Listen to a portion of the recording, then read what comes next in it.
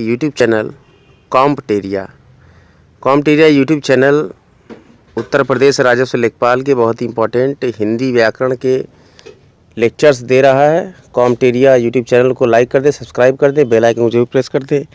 हमने कल के लेक्चर में व्यंजनों का वर्गीकरण और उच्चारण स्थान यहाँ तक हमने पढ़ाया था। अब हम अनुस्वार और अनुनासिक में अंतर स्पष्ट करेंगे। अनुस्वार क्या होता है? अनुस्वार के उच्चारण में नाक से अधिक सांस निकलती है और मुंह से कम निकलती है, जैसे अंग, अंक, अंश इत्यादि। जबकि अनुनासिक के उच्चारण में नाक से बहुत कम सांस निकलती है और मुख से अधिक निकलती है, जैसे आंत, गांव, चिड़िया आदि। अनुस्वार की ध्वनि प्रकट करने के लिए वर्ण पर बिंदु लगाया जाता है, क्योंकि यह एक व्यंजन ध्वनि है। और अनुनासिक स्वरों पर चंद्रबिंदु लगता है।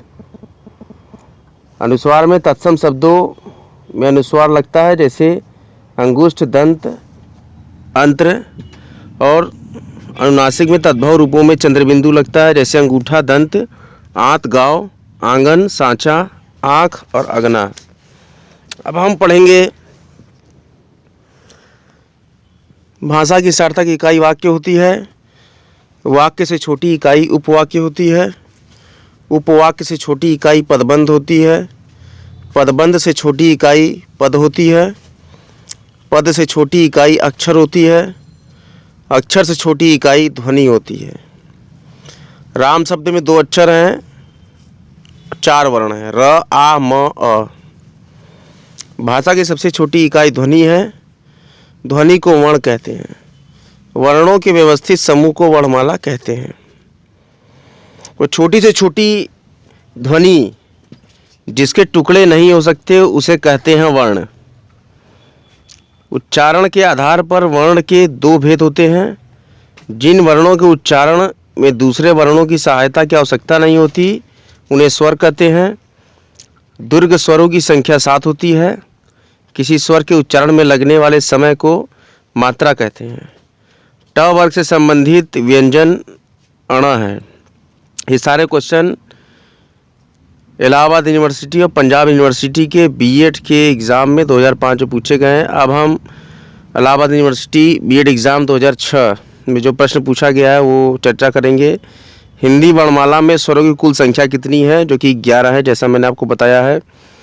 फिर बीएड में प्रश्न आया हुआ है एंट्रेंस में, भाषा की सबसे छोटी इकाई कौन है? तो भाषा की सबसे छोटी इकाई वर्ण होती है।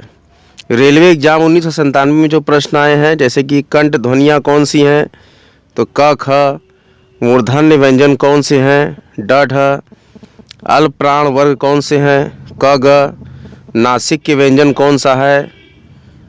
ड, य, अड़, न, म। ए, ऐ वर्ण क्या कहलाते हैं? ये कंठ तालव्य कहलाते हैं। अयोग वा वर्ण कौन से हैं? अंग और अह। किस शब्द में द्वित्व व्यंजन है? दिल्ली में। स, स, ह कौन से व्यंजन कहलाते हैं? ये संघर्षी या उसमें व्यंजन कहलाते हैं। कौन सा घोष वर्ण है? म है। हिंदी में मूलतः वर्णों की संख्या कितनी है? तो 52 है। अब बैंक एग्जाम 2002 में जो प्रश्न पूछे गए हैं, छतरी वाला छ ध्वनि से किससे अंतर्गत आती है? तो ये संयुक्त वर्ण के अंतर्गत आती है। अघोष वर्ण कौन सा है? तो स है, जो कि महाप्राण कैटेगरी का है। और घ का उच्चारण स्थान कौन सा है? कंठ से होता है। संयुक्त व्यंजन जैसे ज्ञ होता है। यूपीएसआई एग्जाम 2002 में पूछा गया है और बीएड 2012 में पूछा गया है कि ज्ञ वर्ण किन वर्णों के संयोग से बनता है? तो ज, हलंत और इय जोड़कर ज्ञ वर्ण बनता है। हिंदी शब्दकोश में छ का क्रम किस वर्ण के बाद आता है? छतरी वाले छ का, तो क के बाद आता है। अब यूपी टीजीटी हिंदी एग्ज़ाम 2010 में आया है कि हिंदी की स ध्वनि, बड़ा वाला श, हिंदी की श ध्वनि है तो ये है तालव्य है, ये अघोष महाप्राण है। दिल्ली सब इंस्पेक्टर एग्ज़ाम में, सबऑर्डिनेट एग्ज़ाम 2006 में आया हुआ है कि छतरी वाला छ वर्ण किसके योग से बना है? तो ये क हलंत प्लस षटकोण वाला स। यर लव किस प्रकार की व्यंजन है? तो यर लव अंतस्थ व्यंजन है। महाप्राण वर्ण का अर्थ क्या है? महाप्राण वर्ण का मतलब है कि उच्चारण में श्वास लेने के समय, श्वास लेने में अधिक समय लेते हैं तो उसको बोलते हैं महाप्राण वर्ण। हिंदी में मूलतः वर्णों की संख्या कितनी है? तो हिंदी में मूलतः वर्णों की संख्या 52 है। यूपी टेट 2018 के एग्जाम में क्वेश्चन आया है कि जिनका उच्चारण ऊपर के दांतों पर जीभ लगाने से होता है उसे क्या कहते हैं? तो इन्हें दंत्य कहते हैं। और अगला प्रश्न पूछा गया है यूपी टेट में, उसमें व्यंजन है, तो उस व्यंजन है बड़ा वाला स, षटकोण वाला स, साहस वाला स छोटा और ह, स स स ह, ये है उसमें व्यंजन। यूपी टेट एग्जाम 2017 में पूछा गया है बड़ा श ध्वनि का उच्चारण स्थान क्या है? तो ये तालव्य है, तालु से। अंग का उच्चारण स्थान है, ये नासिका से है, नासिक्य है। और अयोग वाह कहा जाता है, तो अनुस्वार एवं विसर्ग को अयोग वाह कहा जाता है। इसके बाद हम पढ़ेंगे UP TET exam 2016। UP TET exam 2016 में प्रश्न आया हुआ है, अर्धस्वर है, तो यर लव अर्धस्वर है। और दूसरा प्रश्न पूछा गया है ट वर्ग में किस प्रकार की व्यंजन है? तो ट। कॉम्टेरिया पर राजस्व लेखपाल के हिंदी व्याकरण के लेक्चर्स चल रहे थे, जिसमें कि किसी टेक्निकल फॉल्ट की वजह से वह वीडियो वहीं पर अपूर्ण रह गया। उसी वीडियो के क्रम में मैं इसके शेष भाग को उसी वीडियो में अटैच कर रहा हूं। तो देखें, हमने पढ़ा हुआ था कि यूपी टेट एग्ज़ाम 2015 में जो प्रश्न आया था कि छतरी वाला छ वर्ण किसके योग से बना है? तो क हलंत धन षटकोण वाला स से मिलकर बना है। दंत्य वर्ण कौन सा होता है? ये यूपी टेट एग्ज़ाम 2015 में है, त में हलंत लगाकर। ये प्रश्न रहा होगा, बहुत ही इम्पोर्टेंट प्रश्न, जो कि उत्तर प्रदेश शिक्षक पात्रता परीक्षा में आए हैं। और जैसा कि आप देख सकते हैं, विभिन्न प्रकार की टीजीटी, दिल्ली सबऑर्डिनेट एग्ज़ाम और हिंदी शब्दकोश में अंग जो है अवर्ण से पहले आता है। ये सारे प्रश्न यूपी टेट की परीक्षा 2015 में आए। अब हम अनुनासिक और निर्नुनासिक के बारे में चर्चा करेंगे। अनुनासिक, हिंदी में स्वरों का उच्चारण अनुनासिक और निर्नुनासिक होता है। अनुस्वार और विसर्ग के बारे में जानते हैं कि अनुस्वार और विसर्ग व्यंजन है जो स्वर के बाद और स्वर से स्वतंत्र आते हैं। अनुनासिक क्या होते हैं? जो चंद्र बिंदु जो ऊपर लगता है, जैसे गांव, छाँव, तो इस तरीके से जो चंद्र बिंदु लगता है उसको अनुनासिक कहते हैं। ऐसे स्वरों का उच्चारण नाक और मुंह से होता है, जैसे गांव, ऐसे स्वरों का उच्चारण नाक और मुंह से होता है और उच्चारण में लघुता रहती है, जैसे गांव, आँख, दांत, इस प्रकार का। अब निर्नुनासिक में क्या होता है? केवल मुंह से बोले जाने वाला सस्वर वर्ण, उसको बोलते हैं निर्नुनासिक कहते हैं। जैसे अपना, आप, इधर, उधर, घर, ये सब क्या है? निर्नुनासिक है।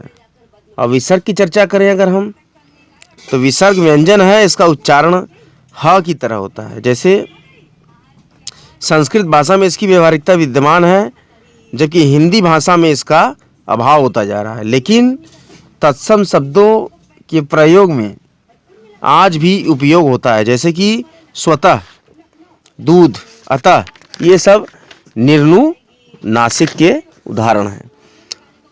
स्वर ध्वनियों का सामान्य परिचय क्या है?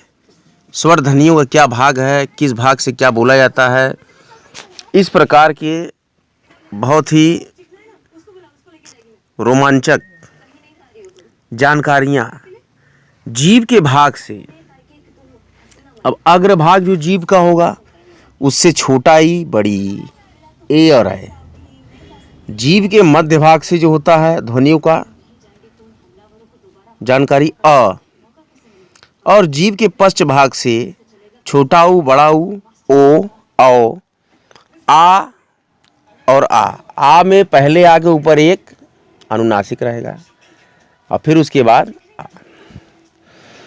मुखाकृति के आधार क्या होते हैं और जीभ के भाग के आधार पर क्या होते हैं? तो मुखाकृति के आधार पर संवृत्त स्वर, जिसमें जीभ के अग्रभाग से छोटा ई बड़ी, पश्च भाग से छोटा ऊ, बड़ा ऊ, तो इस प्रकार से छोटा ई बड़ी, छोटा ऊ बड़ा ऊ लेके कुल समृद्ध स्वर कितने हो गए? 4। अर्ध समृद्ध स्वर की बात करें तो अग्रभाग से जीवा के ए और पश्च भाग से जीवा के ओ, ये कुल हो गए ए और ओ मिलाकर 2। अब अर्ध विवित्र स्वर की बात करें तो अग्रभाग से ए और मध्य भाग से अ और पश्च भाग से औ और आ के ऊपर अनुनासिक, तो इनकी संख्या हो गई ए अ औ आ का 4। पहले के 4, दूसरे के 4, अब तीसरा भी अर्ध विविध स्वर में 4। और विविध स्वर में सिर्फ होता है पश्च भाग से जीवा के आ, यानी कि 1 संख्या। और स्वरों की संख्या कुल कितनी हो गई? अग्र भाग से 4, मध्य भाग से 1 और पश्च भाग से 6। इस प्रकार से ओष्ठाकृति के आकार पर देखें, ओष्ठाकृति के आधार पर वृत्तमुखी में छोटा ऊ बड़ा ऊ, ओ औ और आ के ऊपर अनुनासिक, और आवृत्तमुखी में अ आ ई बड़ी ए ऐ। इस प्रकार से स्वर ध्वनियों के सामान्य परिचय की हमने चर्चा की। किस प्रकार से होता है, जैसा कि आप हमारे स्क्रीन पर देख रहे हैं, चार्ट से बड़ी ही सहजता से प्रदर्शित हो रहा है। अब मात्रा विचार की चर्चा करें तो मात्रा को किस तरह से हम परिभाषित कर सकते हैं? हिंदी व्याकरण में मात्रा जब स्वरों का प्रयोग व्यंजनों के साथ मिलाकर किया जाता है, उनका स्वरूप बदल जाता है और उन्हें मात्रा कहते हैं। स्वर की मात्राएं कौन कौन सी हैं? अ, आ, छोटा ई, बड़ी, ऊ, बड़ा ऊ, री, ए ऐ, ओ औ। अब जैसे कि अ से क्या बनेगा? कोई शब्द नहीं बनेगा, लेकिन आ की मात्रा से काम, राम, दाम। छोटाई की मात्रा से किसलय और बड़ाई की मात्रा से खीर बना सकते हैं। ऊ, छोटा ऊ से गुलाब, बड़ा ऊ से भूल, री लगाकर तृण। ए जैसे कि केस में ए का प्रयोग हुआ है उदाहरण स्वरूप। और ऐ जो है में ऐ मात्रा का प्रयोग किया गया है जो है उसमें ऐ। ओ मात्रा जैसे चोर और अ मात्रा जैसे चौखट। इस प्रकार के उदाहरण स्वरूप हम मात्रा के विचार कर सकते हैं। हिंदी व्यंजनों का वर्गीकरण किया गया है स्थान के आधार पर, और दूसरा कौन सा आधार है? प्रयत्न के आधार पर। आज का वीडियो यहीं तक। अगले वीडियो में हम समझेंगे कि स्थान के आधार पर और प्रयत्न के आधार पर किस प्रकार से हिंदी व्यंजनों का वर्गीकरण किया गया है। यह पूरा वीडियो यहाँ आज का राजस्व लेखपाल हिंदी व्याकरण का समाप्त होता है।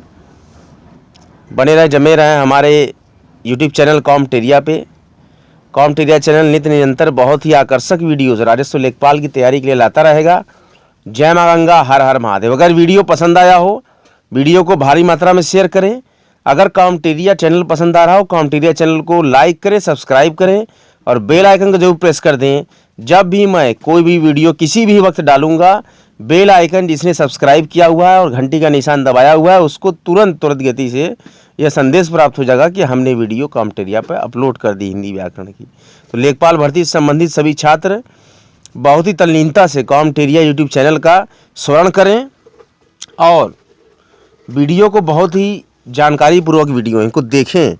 वीडियो में linear graphs, tabular graphs, tabular chart के माध्यम से हिंदी को बहुत ही आकर्षक तरीके से समझाया गया है। बने रहे, जमे रहें हमारे यूट्यूब चैनल कॉमटेरिया पर। कॉमटेरिया का एकमात्र उद्देश्य है सभी पढ़ें, सभी बढ़ें। जय माँ गंगा, हर हर महादेव।